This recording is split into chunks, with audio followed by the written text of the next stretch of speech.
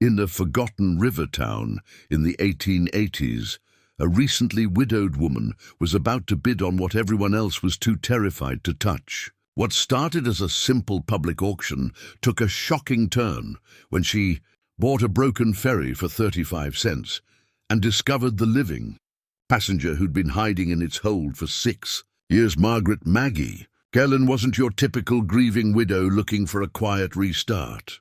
For most of her life, she had spent her years on the frontier before moving inland. Known for her steady hand with a revolver and her stubborn refusal to be underestimated by men who thought they knew better, when she encountered a gaunt stranger named Jonas Reed living in the ferry's shadows, and a river dog who chose her over safety. She had no idea she was walking into a decades-old conspiracy of human trafficking that powerful men would kill to protect. Maggie made a choice that would lead to a desperate river chase, a blockade battle at Devil's Bend, and the exposure of crimes buried deeper than any riverbed. What began as a widow's bid for independence would become a fight for justice that cracked open the syndicate's iron grip. The river towns would never be the same after one woman refused to stay silent and proved that truth, once it catches the current, cannot be turned back. Before we jump back in, tell us where you're tuning in from. And if this story touches you, make sure you're subscribed. Because tomorrow I've saved something extra special for you. She bought a ferry boat for 35 cents in broad daylight at a public auction where grown men with money in their pockets stood silent, watching her bid on what should have been the steal of the century. But nobody else raised their hand.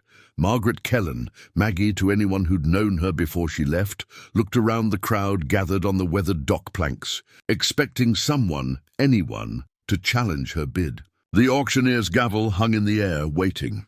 The ferry sat moored to the pilings behind him, listing slightly to starboard, its paddle wheel caked with river mud and trailing vines. The hull showed good bones beneath the neglect, iron rivets still sound, decking that could be scrubbed clean.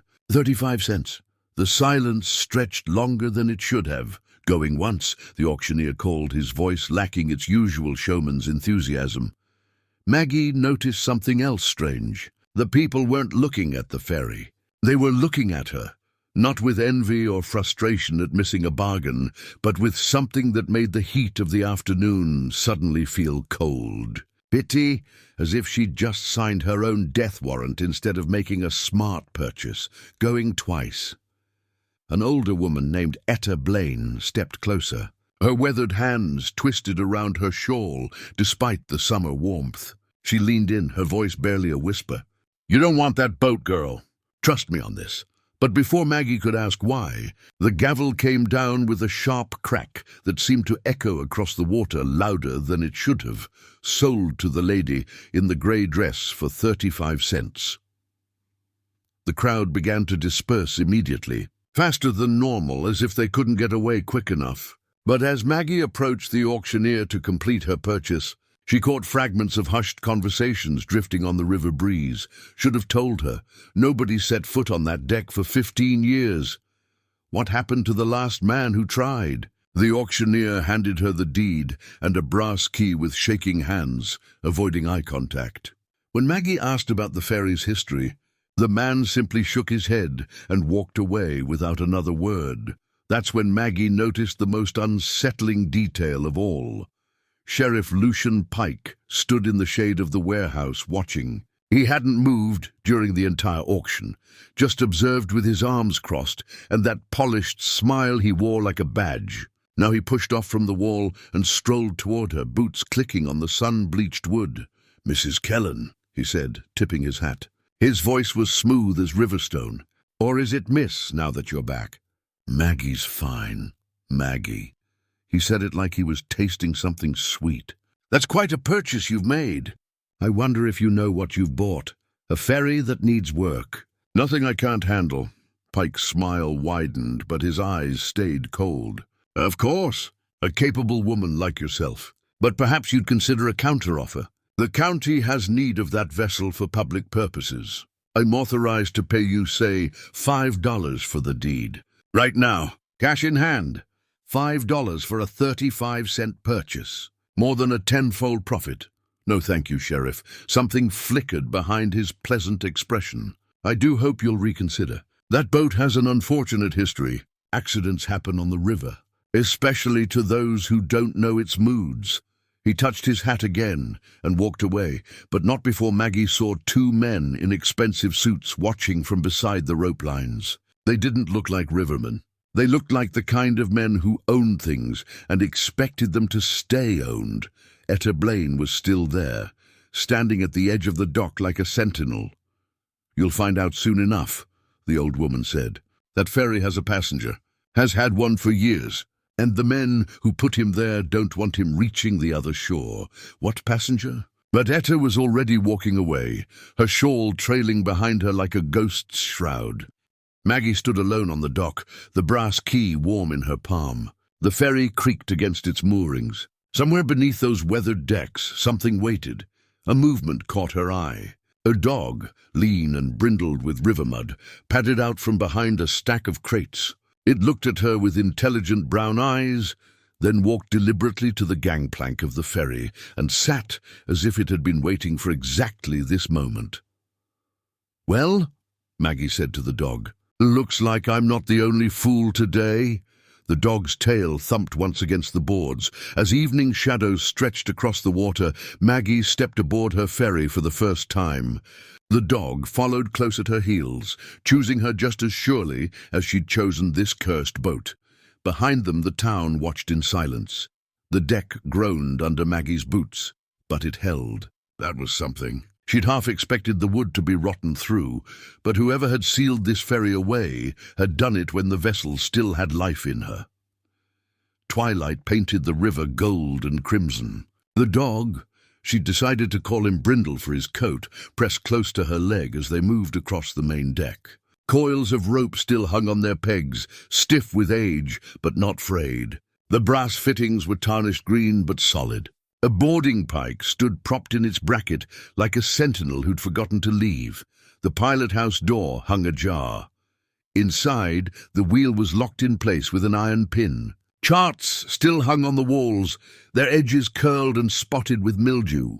Someone had scratched initials into the wood beside the compass mount, TB, 1869. Below it, carved more roughly, "God forgive us." Maggie ran her fingers over the words. "Thomas Blaine, Etta's brother, the ferry's last captain." The captain's cabin lay one level down. She descended carefully, testing each step. The companionway smelled of pitch and stale air, and something else, candle wax, recent candle wax. Her hand went to the revolver at her hip. The cabin was sparse. A bolted-down bunk, a small writing desk, a tin wash basin. The desk had 3 drawers. 2 opened easily, revealing nothing but mouse droppings and a few rusted pen nibs. The 3rd drawer was nailed shut, not boarded over from disrepair, deliberately sealed with fresh nails driven through the drawer face into the frame.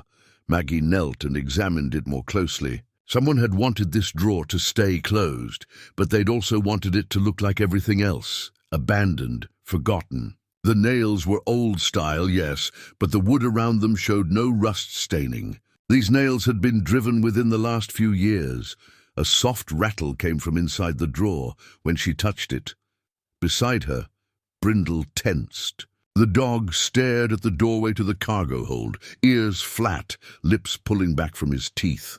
"Easy," Maggie whispered, but Brindle was right to be wary. From the darkness beyond the cabin came the unmistakable sound of something moving. Not the creak of settling wood or the scratch of rats, footsteps, careful, deliberate, human footsteps. Maggie drew her revolver and stood. Her heart hammered, but her hand stayed steady. Widow or not, she'd grown up on the frontier before she'd left. She knew how to shoot. "Show yourself," she called. "I'm armed and I own this vessel."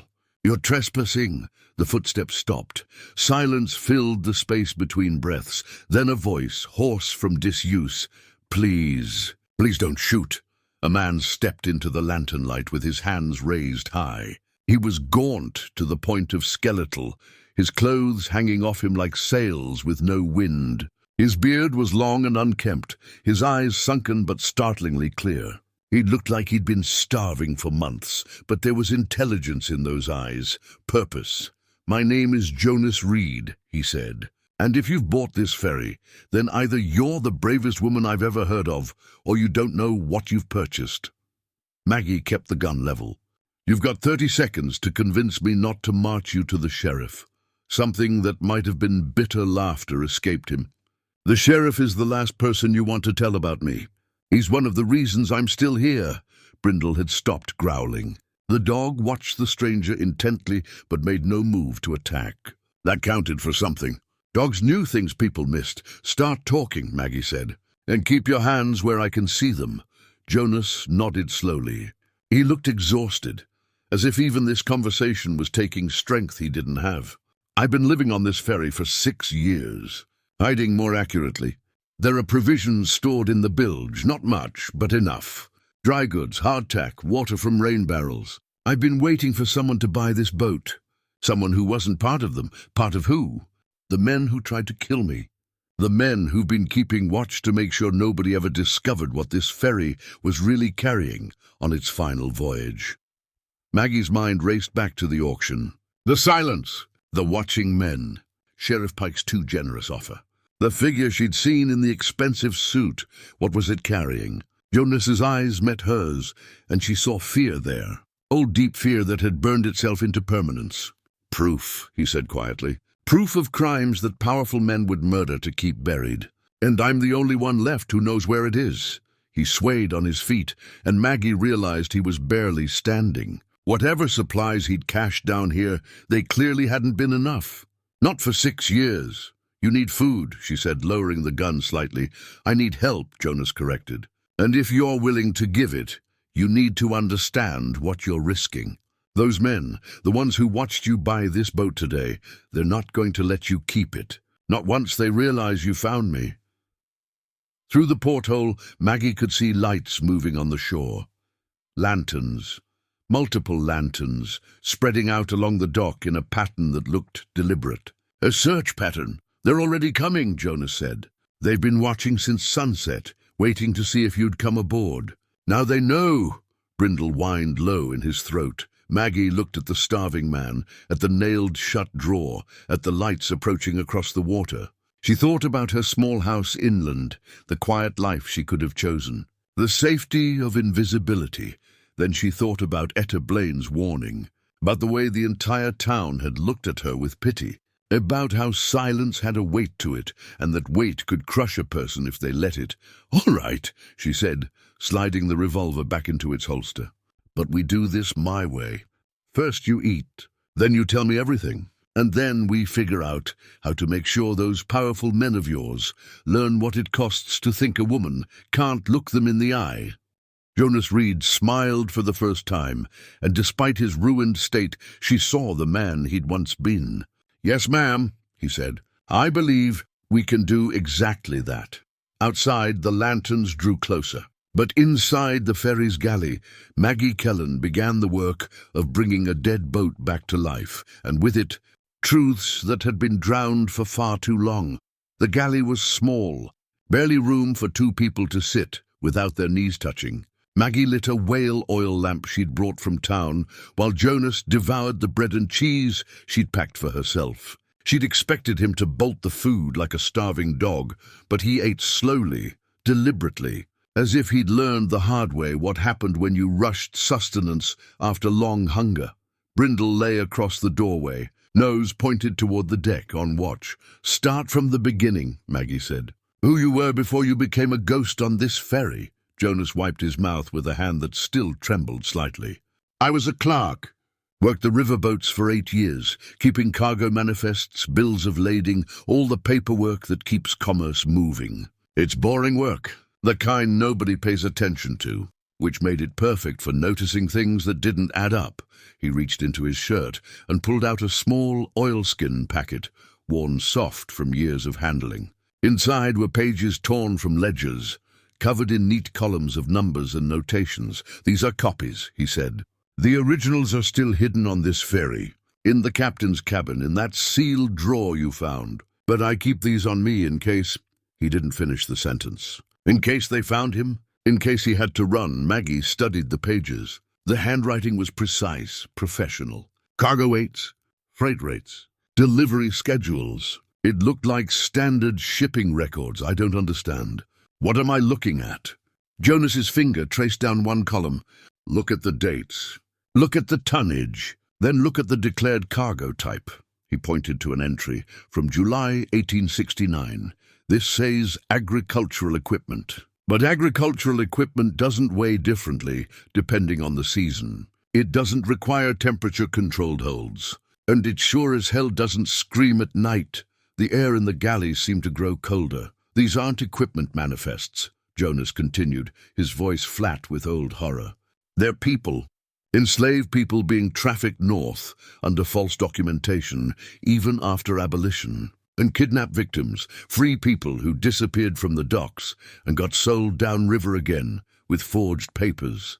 The rivermen's syndicate ran it like clockwork. Legitimate freight on the surface, human cargo hidden in false-bottomed holds. Maggie's stomach turned. She'd heard rumors, the way everyone had, about the slave trade that continued in shadows long after the war. But seeing it documented, reduced to tonnage and freight rates, made it obscenely real. How many? She asked quietly. Hundreds, maybe thousands over the years they operated.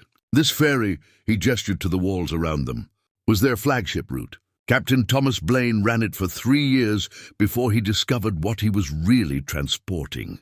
Etta's brother, Maggie said.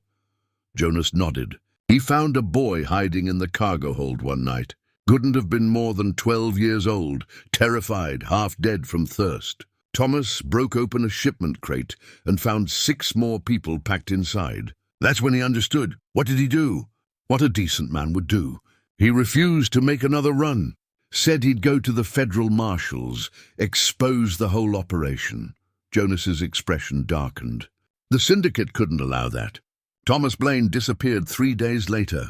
His body was never found. And this ferry was quietly pulled from service, locked up, left to rot on the dock where everyone could see it, but nobody could touch it. A warning, Maggie said.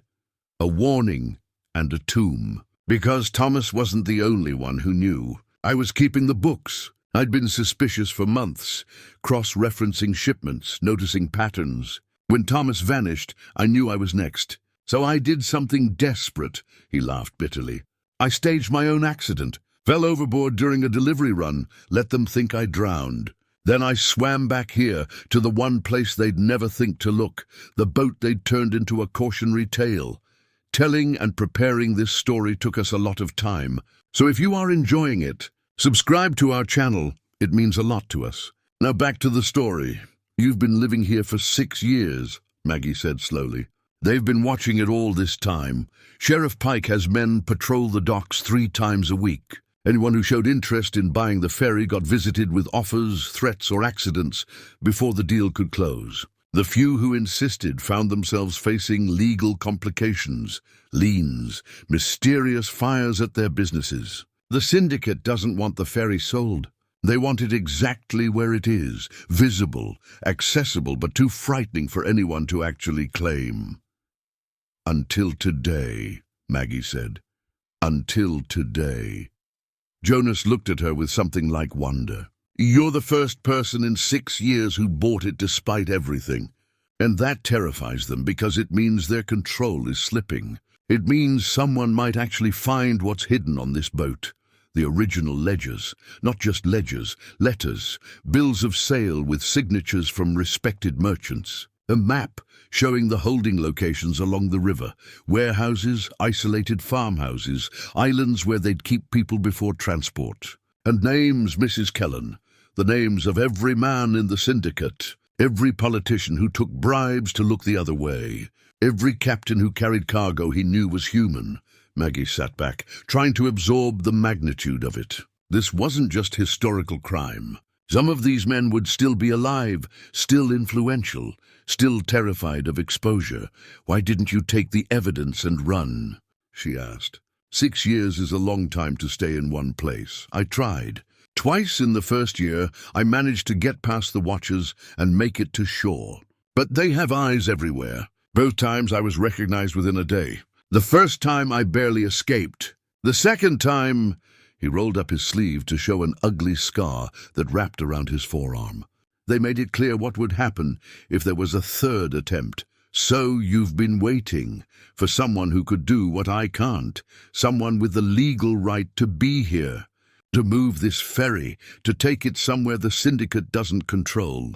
His eyes locked on hers. Someone who might be brave enough or stubborn enough or angry enough not to look away when the powerful want her to. Outside, the sound of oars in water.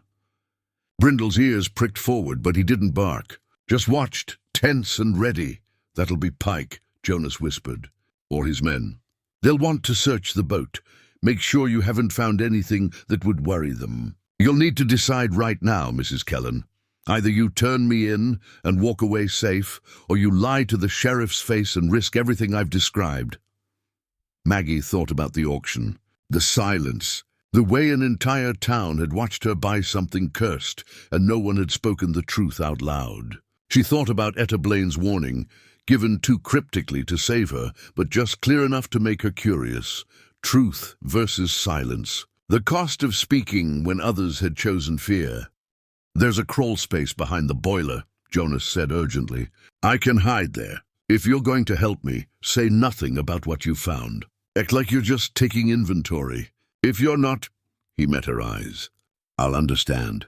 I know what I'm asking. Footsteps on the gangplank. Heavy boots. More than one person. Maggie made her decision. Hide, she said quietly, and stay hidden until I say it's clear.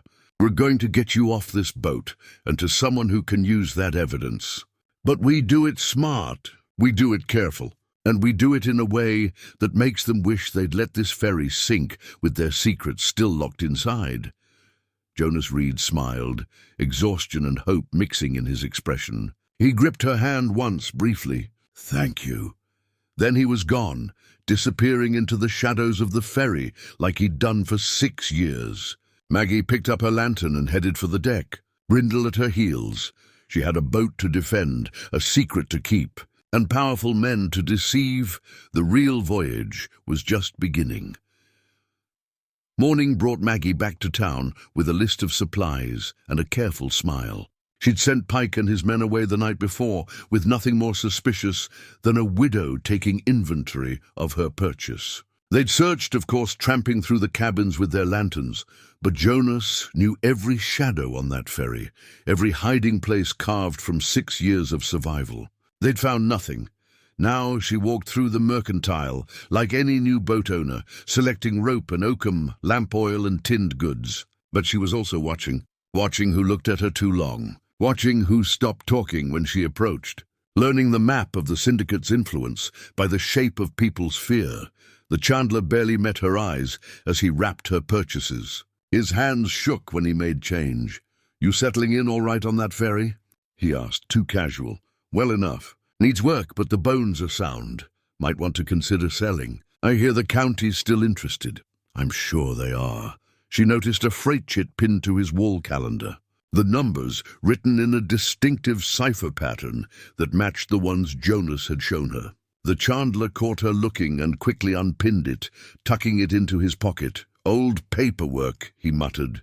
No account, Maggie smiled and said nothing. But now she knew the chandler was compromised, either through complicity or coercion. One more thread in the web. Outside, Sheriff Pike waited beside her wagon. Mrs. Kellan, he said, that polished charm back in place. I wonder if you might spare a moment. There are gentlemen who'd like to speak with you about your purchase. I'm afraid I'm quite busy, Sheriff. I'm afraid I must insist. 2 men emerged from the tea room across the street.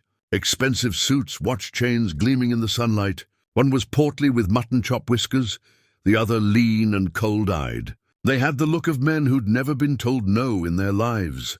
Mrs. Kellan, the portly one said. Samuel Driscoll, president of the River Trade Association. This is my associate, Mr. Vance.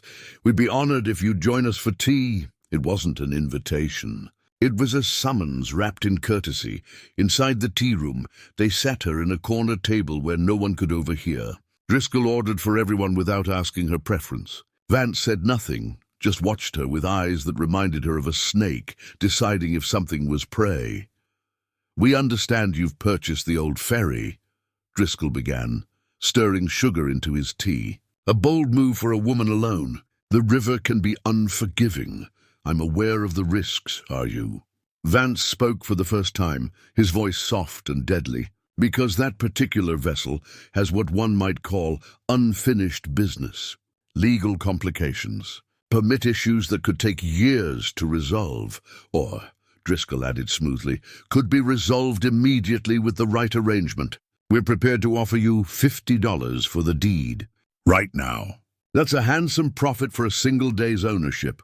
$50. 10 times what Pike had offered." "They were getting desperate. Gentlemen," Maggie said, setting down her teacup with deliberate calm. "I appreciate your concern, but I'm not interested in selling." The temperature at the table seemed to drop. Driscoll's smile never wavered, but something shifted behind his eyes. "Mrs. Kellan, I don't think you understand the situation. That ferry is not safe. Accidents happen on the river all the time. Boats sink. People drown. It would be tragic if something were to happen to you simply because you were too stubborn to accept a generous offer." "Are you threatening me, Mr. Driscoll?" "I'm simply stating facts. The river takes what it wants." Maggie stood, forcing them to look up at her. "Then it's fortunate I know how to swim. Good day, gentlemen." She walked out before they could respond, but she felt their eyes burning into her back. As she climbed onto her wagon, she felt something in her pocket that hadn't been there before, a folded scrap of paper. "Meet at the bell tower after sundown.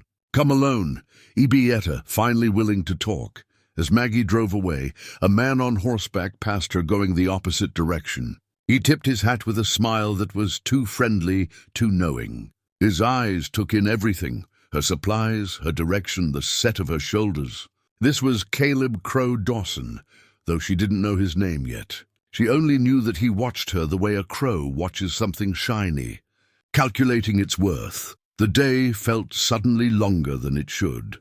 The bell tower stood at the edge of town, where the church had burned down 3 years prior. Only the stone tower remained, its shadow stretching long across the cemetery in the evening light. Etta Blaine waited in that shadow, wrapped in her shawl despite the summer warmth, as if she could never quite get warm anymore.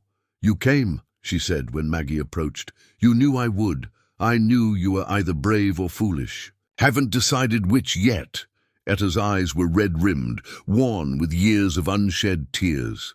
"My brother Thomas was a good man, the best man I ever knew. He didn't deserve what they did to him.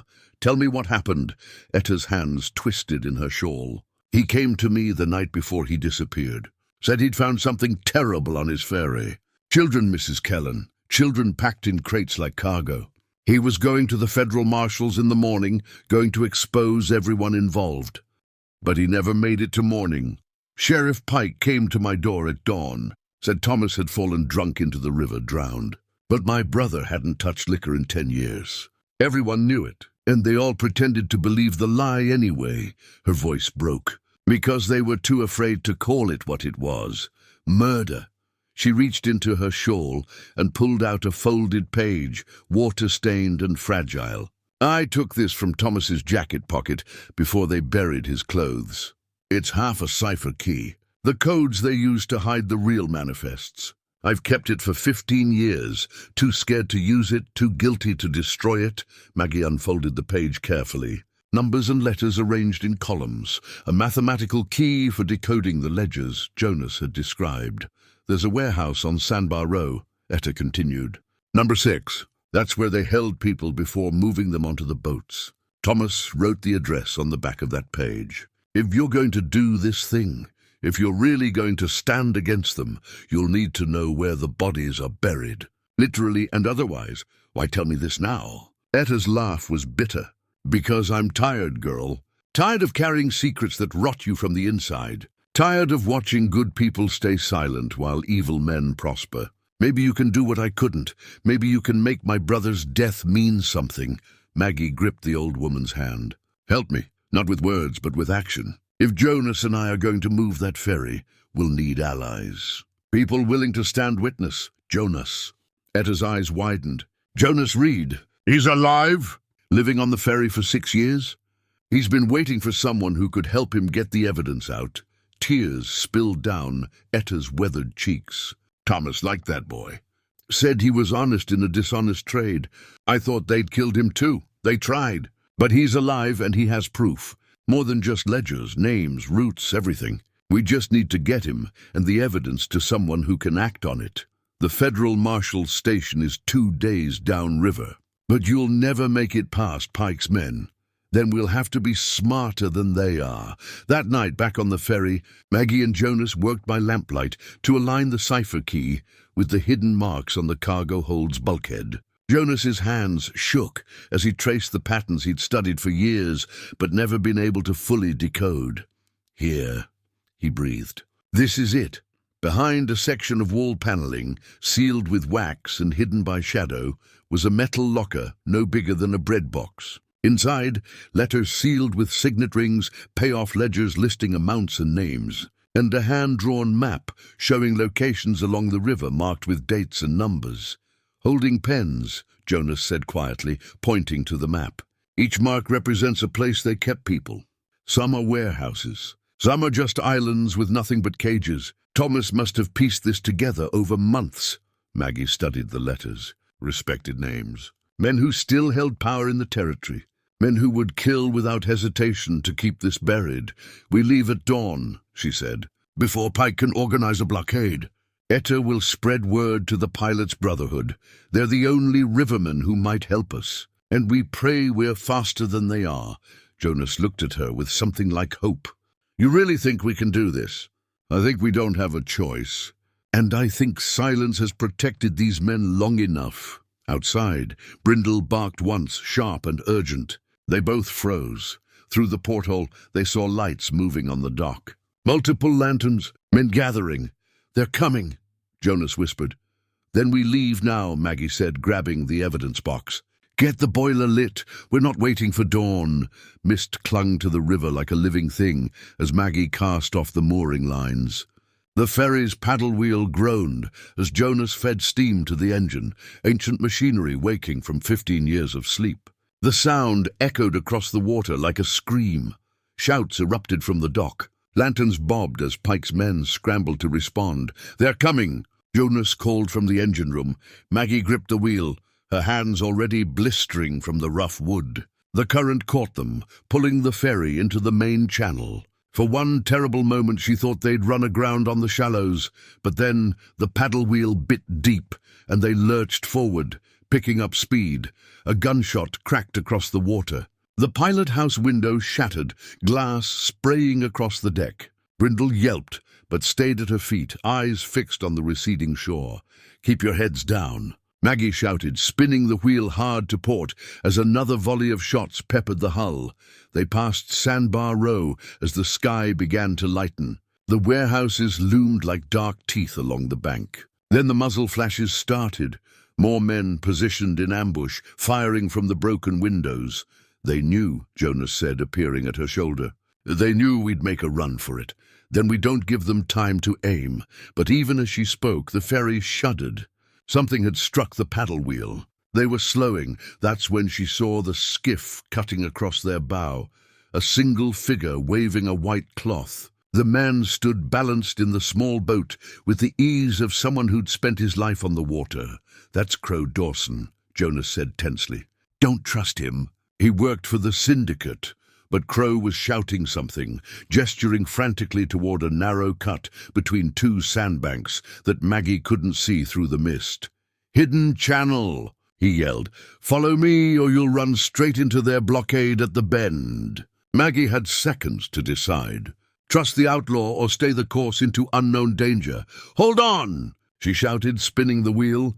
Crow led them into a passage so narrow that branches scraped both sides of the ferry. The men on the shore couldn't follow, couldn't get a clear shot. The skiff darted ahead like a water bug, Crow guiding them through shoals and snags with practiced ease. After what felt like hours but was probably minutes, they emerged into open water beyond the ambush point. Crow brought his skiff alongside, leaping onto the ferry's deck with a grin. Thought you could use a pilot, he said. For a price, of course. Jonas had his hand on a boarding pike. Why help us? Crow's grin widened. Because Pike and his friends owe me money they don't intend to pay. Because I'm curious what secret you're carrying that's worth killing for. And because, Mrs. Kellan, he tipped his hat to Maggie, I've always had a soft spot for people too stubborn to know when they're beaten. How much? Maggie asked.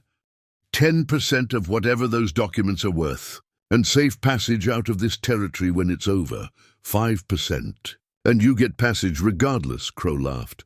Deal. Now, hate to rush you, but there's a reason they call the next stretch Devil's Bend. They'll have a full blockade set up by now. We need a plan.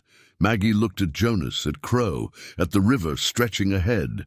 They were committed now. No turning back. Then let's give them a fight they'll remember, she said. They anchored behind a small island as night fell, using the land as a shield between them and the lanterns they could see spreading across both shores. The syndicate had called in every man they owned, every favor they were owed. The crescent of lights looked like stars fallen to earth, surrounding them on three sides. We're trapped, Jonas said quietly. Not trapped, Maggie corrected. Besieged. There's a difference. Crow had been studying the distant lights through a brass spyglass. They're not rushing us. They're waiting for dawn when they can see what they're shooting at. Smart. Then we use the darkness, Maggie said. She turned to Jonas. You said rivermen have signals, ways to communicate along the water. The Pilots' Brotherhood uses whistle codes. But we have a steam whistle and signal lamps. We can broadcast what we know.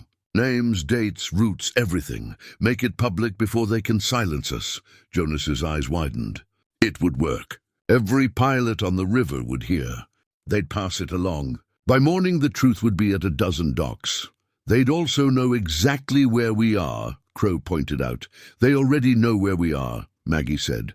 The question is whether we die silently or die making sure everyone knows why.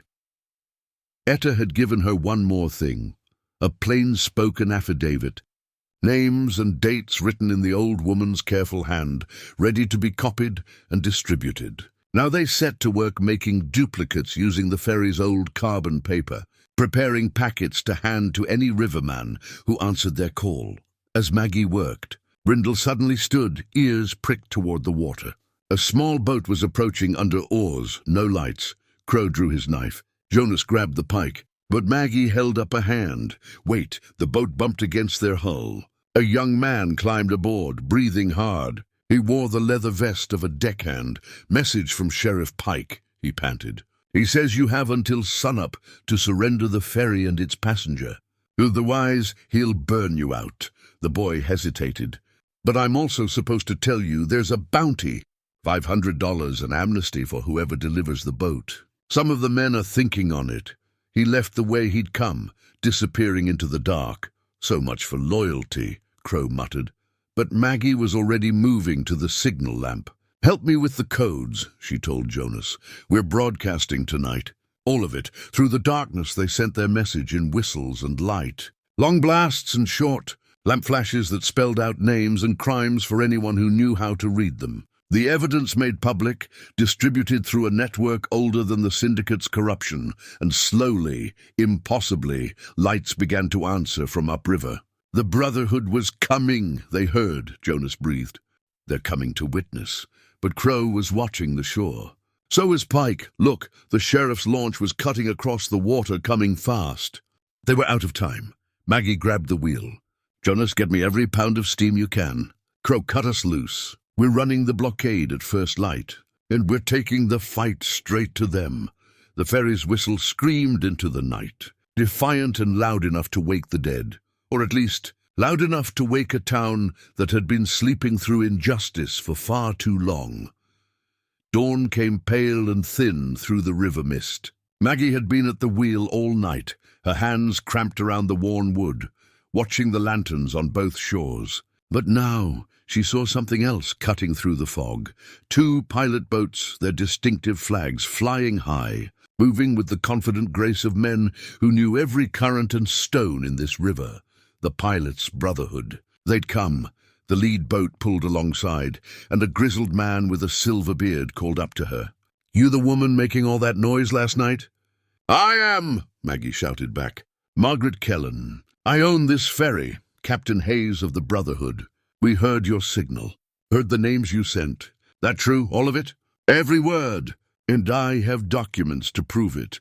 Hayes exchanged glances with his crew. We don't involve ourselves in politics or crime, Mrs. Kellan. Our oath is to safe passage and fair water. But trafficking in human lives, his jaw tightened. That's not politics. That's an abomination. And the Brotherhood protects its river. Jonas appeared with the packets they'd prepared, wrapped in oilskin. These are copies of the ledgers, letters, and maps. If we don't make it through the blockade, at least the truth survives. Hayes took the packets, distributing them among his crew and the second pilot boat. We'll see these reach every major dock between here and the Gulf. The Brotherhood's word carries weight. This won't be buried. Thank you, Maggie said, and meant it with everything in her, but Captain Hayes held up a warning hand. We'll escort you as far as Devil's Bend. Past that, you're in federal waters, and we can't follow without permits. You'll be on your own. That's more than we had an hour ago. The captain nodded grimly. Then let's... A voice boomed across the water, amplified through a speaking trumpet. Sheriff Lucian Pike stood on a fast launch, flanked by a dozen armed men. Mrs. Kellan, this is your final warning. Surrender the ferry and its passenger immediately, or we will be forced to use lethal measures. The Brotherhood boats held position, forming a loose barrier between the ferry and Pike's launch. You'll have to go through us first, Sheriff, Captain Hayes called. And the Brotherhood remembers its enemies. Pike's polished composure was cracking. Even from a distance, Maggie could see the tension in his shoulders. He was a man watching his controls slip away with every passing moment. $5,000, Mrs. Kellan, he shouted. Cash money and a train ticket to anywhere you want to go, tonight. You can leave all this behind. Start fresh. No one would blame you. The silence that followed was heavy. $5,000. More money than Maggie had seen in her life. Enough to disappear, to be safe, to never worry about the syndicate again. What about Jonas? She called back. The fugitive will be dealt with according to the law. Jonas stood beside her now, gaunt and exhausted, but standing tall. Don't, he said quietly. Don't sacrifice yourself for me. He's not offering me salvation, Maggie said. He's offering me complicity. She turned to face Pike's launch across the water. I decline your generous offer, Sheriff. The only place this ferry is going is downriver. And when we get there, every marshal in the territory will know what you've done. For a moment, Pike said nothing. Then he raised his hand, and Maggie saw what he was holding, a sealed letter with an official-looking wax stamp. Then you forced my hand. This is a warrant for the seizure of your vessel on grounds of harboring a fugitive. You are in violation of territorial law. Captain Hayes laughed, short and sharp. A warrant signed by the very men Mrs. Kellan is accusing? That's not law, Sheriff. That's desperation. Pike's mask finally shattered. Then it's war. Block that ferry. Burn it if you have to. I want that evidence destroyed, and everyone aboard dead or in chains. His launch turned sharply, heading back toward the blockade to organize the assault. Brindle, who'd been quiet until now, suddenly leaped from the deck and swam toward the nearest shore. Maggie called for him, but the dog ignored her, scrambling up the muddy bank and disappearing into the willows. Let him go, Crow said. Dogs have sense. He knows what's coming. But 5 minutes later, Brindle returned, something clenched in his jaws. He dropped it at Maggie's feet, a bloodied ribbon, faded blue, the kind a man might wear on his hat. Etta's words came back to her. Thomas wore a blue ribbon, always. Said it was his good luck charm. Crow bent and picked up the ribbon, his expression unreadable. I know where this came from, he said quietly. There's a place near Devil's Bend. A small island with a single willow. The syndicate used it for burials. Men who knew too much. Men who wouldn't cooperate. He looked at Jonas. I helped dig some of those graves. I'm not proud of it. Thomas Blaine? Maggie asked. Crow nodded. And others. At least 6 that I knew about. Maybe more. Jonas gripped the rail, his knuckles white. Show me. When this is over, I want to see where they put him. Etta deserves to know. If we survive, Crow said. When we survive, Maggie corrected. She turned to Captain Hayes. You've done enough. Take your boats and spread that evidence far and wide. "We're going through Devil's Bend." Hayes touched his cap to her. "Fair winds and following seas, Mrs. Kellan. You're one hell of a captain." The Brotherhood boats peeled away, heading upriver with their precious cargo of truth. The ferry was alone again, facing a blockade that wanted them dead. "Full steam," Maggie ordered. "Let's give them something to remember." The fog thickened as they approached the bend, turning the world into grey nothing. Maggie could hear the blockade before she could see it. The creak of rope, the lap of water against hulls, men calling to each other in low voices. Then the mist parted like a curtain, and there it was. They chained rafts together across the narrowest part of the channel, creating a floating barrier bristling with armed men. Behind it, Pike's launch waited with its steam up, ready to pursue if they somehow broke through. The current pushed hard against the ferry's hull, trying to drive them straight into the blockade. "We'll never ram through that," Jonas said. "No," Maggie agreed. "But we don't have to break all of it. Just enough." She'd been studying the blockade's construction, looking for weakness. There, on the left side, where two rafts joined. The chain connecting them hung lower in the water, stressed by the current. If she could hit that junction point exactly right— "Hold tight," she said, and spun the wheel hard to port. The Brotherhood boats had been a feint, drawing attention upriver. Now the real attack came from an unexpected angle, the ferry cutting across the current at a speed that made the old hull shudder and groan. Rifles cracked. Bullets thumped into the wooden superstructure. The pilot-house window that Maggie had patched with canvas tore open, spraying her with splinters. "Down!" Crow shouted, tackling her away from the wheel. The ferry, untended for 3 crucial seconds, veered. They were going to miss the weak point, going to crash bow first into the strongest part of the blockade. Jonas lunged for the wheel, hauling it back with desperate strength. The ferry responded sluggishly, turning. They hit. The impact threw everyone to the deck. The sound of splintering wood filled the air. For a terrible moment, Maggie thought they'd been stopped, caught like a fly in a web. Then the chains snapped. The blockade's left section swung free, rafts tumbling in the current. The ferry ground through the gap, paint scraping, railing tearing away, but moving, still moving.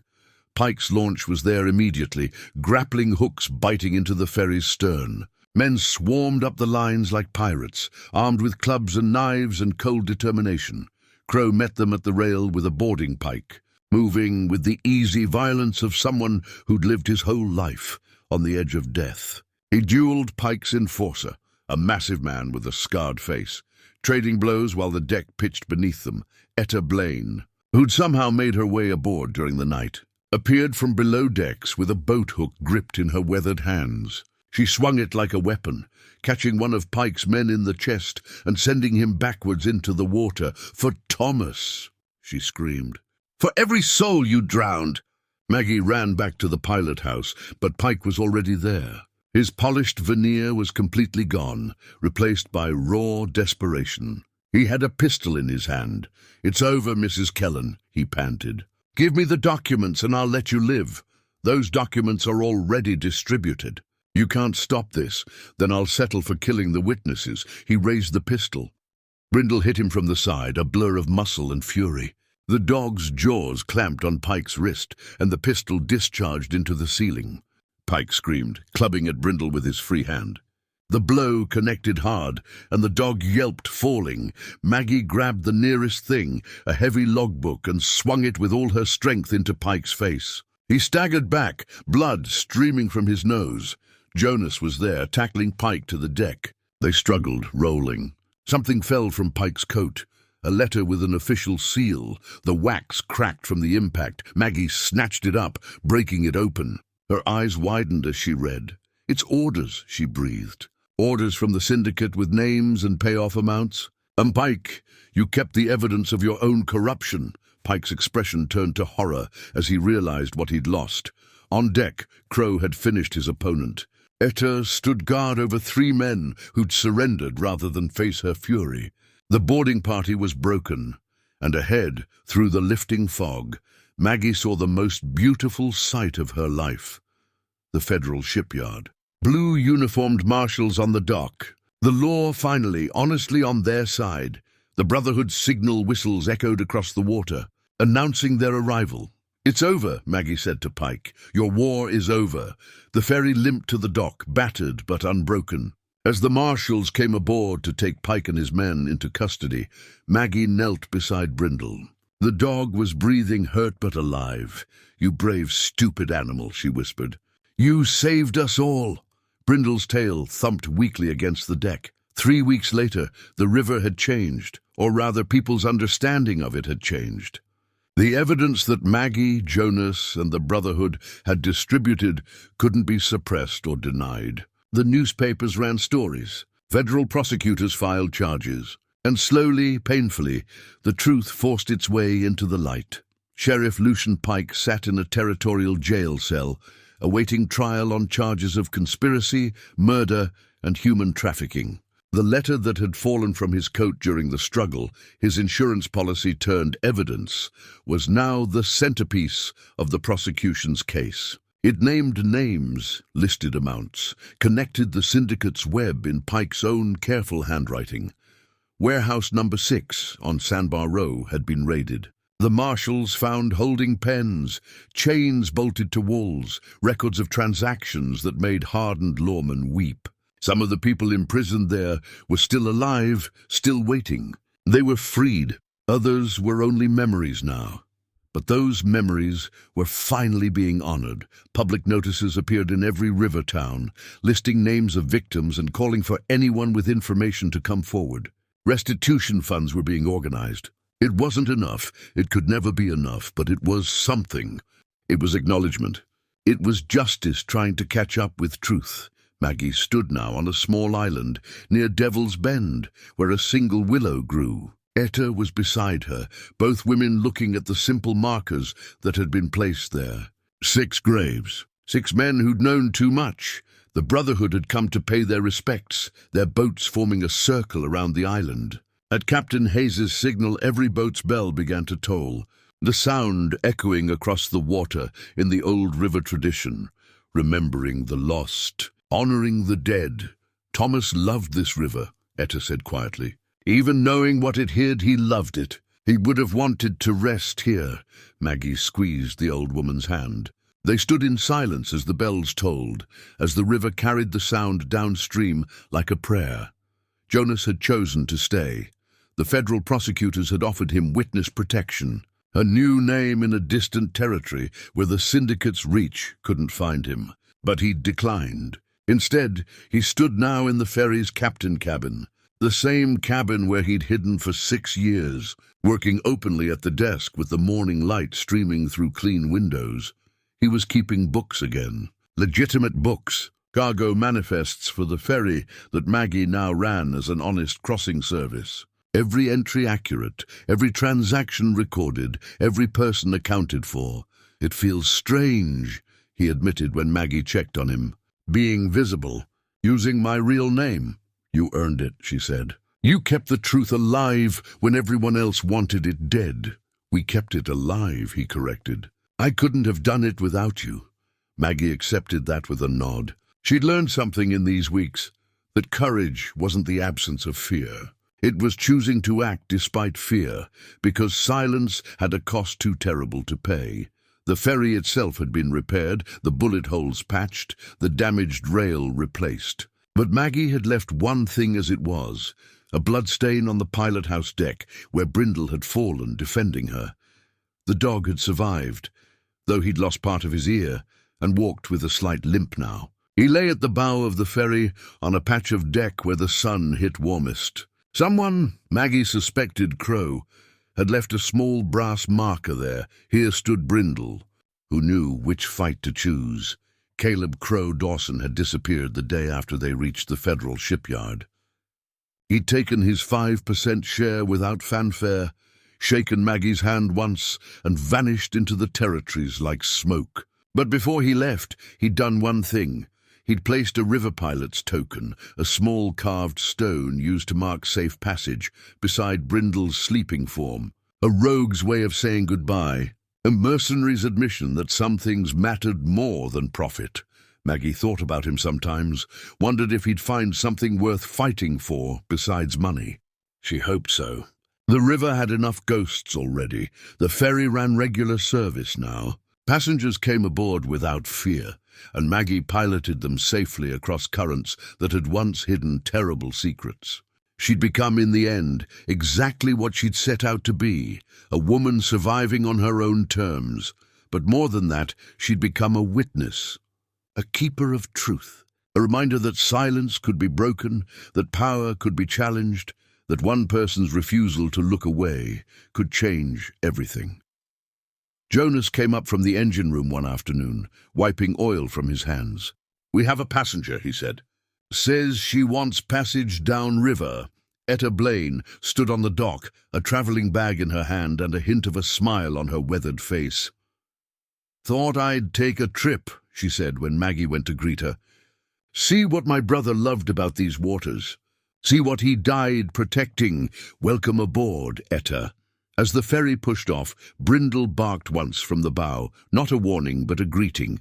The river stretched ahead, wide and honest in the afternoon sun. Maggie spun the wheel, feeling the current push against the hull, feeling the weight of the ferry and everyone aboard. This was captaincy, not just steering a boat, but carrying responsibility for lives and stories and truths that needed telling. The paddle wheel turned, churning water white. The current carried them forward. Behind them, the town watched. But this time, their watching wasn't silent dread. It was something else. Something that looked from a distance, almost like respect. Maggie Kellan had bought a broken ferry for 35 cents and found a passenger that powerful men had tried to erase. She'd refused to be silent when silence was expected. She'd stood against corruption when standing seemed impossible. And in doing so, she'd proven something that the river itself seemed to acknowledge as it bore them steadily downstream. Truth had a weight to it, a momentum. Once it started moving, once it caught the current just right, even the mightiest forces couldn't turn it back. The ferry's whistle sounded across the water, not in warning this time, but in triumph. They were heading home. Up next, we have 2 more incredible stories that are waiting for you. Just click the image you want to watch, and it will take you there. If you enjoyed this video, make sure to subscribe. It would mean a lot.